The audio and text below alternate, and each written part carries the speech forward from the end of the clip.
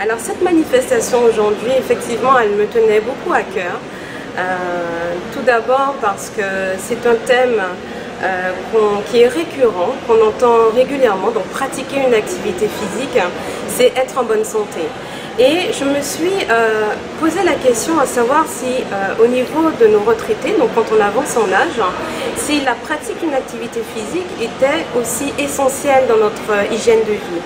Il s'avère que par rapport à toutes les études qui ont été faites, que ce soit au niveau de la CNAM, de la CNAV, mais aussi au niveau de l'ARS, nous avons constaté que quand les personnes arrivent à l'âge de la retraite, elles deviennent très rapidement inactives, elles pratiquent de moins en moins une activité physique et à ce titre, cela représentait un risque de survenue de maladies chroniques ou d'autres pathologies liées à l'aspect cognitif ou physiologique.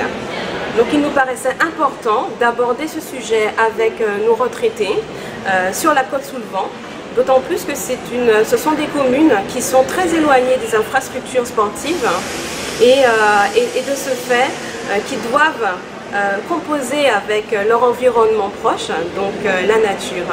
Et c'est aussi un secteur où nous avons un taux de retraités très important. Guajica, en fait, c'est une association qui valorise le patrimoine ludique en Guadeloupe. Donc tout ce qui est jeux et jouets traditionnels.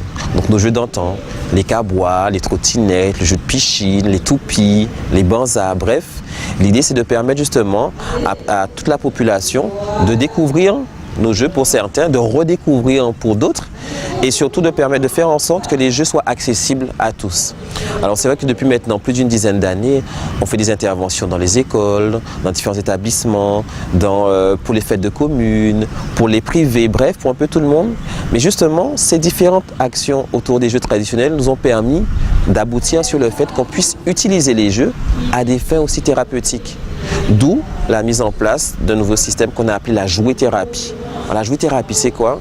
C'est l'utilisation de la pratique des jeux traditionnels adaptés à des fins de santé. L'idée, c'est de pouvoir utiliser nos jeux, que ce soit pour les personnes âgées, les personnes valides, les personnes en chaise roulante, d'avoir une activité physique motrice, ludique et culturelle qui soit adaptée à ce qu'ils peuvent faire.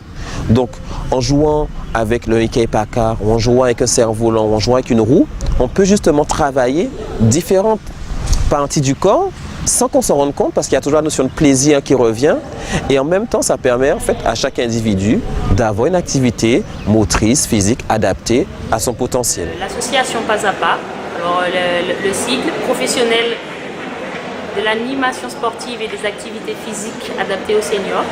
Donc, comme son nom l'indique, on est spécialisé dans le sport adapté aux personnes âgées.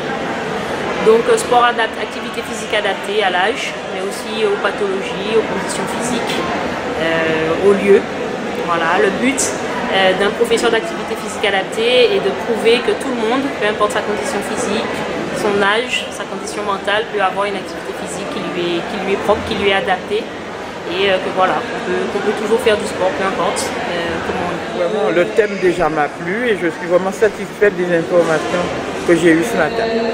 On essaie de maintenir cette activité parce que ça nous fait du bien. Il y a des gens qui ont appris à se coucher, à se lever, mais surtout pour l'équilibre. Vous savez, chez les personnes âgées, c'est ce qui part en premier, l'équilibre. Là, on est en train de travailler là-dessus. Il y a des choses que je ne connais pas. Je voudrais bien justement pouvoir me former à certains jeux qu'il y avait avant. Et je trouve qu'on devrait faire peut-être ça dans chaque commune au moins 2 fois par an. Et ça serait idéal pour rappeler ce qui s'est passé et ce qui se passera. Et que nos enfants aussi découvrent ce que c'est. Je ne regrette pas d'être venue ici. Je repars très satisfaite. Et j'aurais bien aimé que cela continue parce que les personnes âgées qui se croient oubliées, mais finalement, c'est une erreur de penser comme ça. On n'est pas oublié, on pense à nous.